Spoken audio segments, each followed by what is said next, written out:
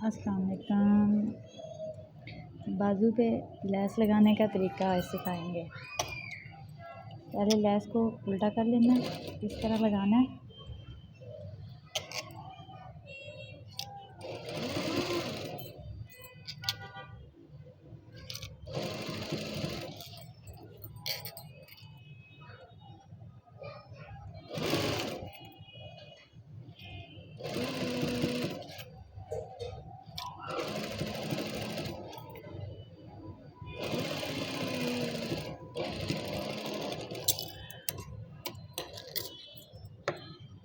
यहाँ से हम कटिंग कर लेंगे।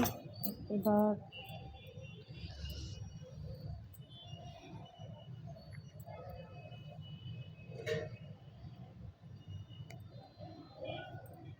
यहाँ से हम ऐसे पट्टी लगाएंगे।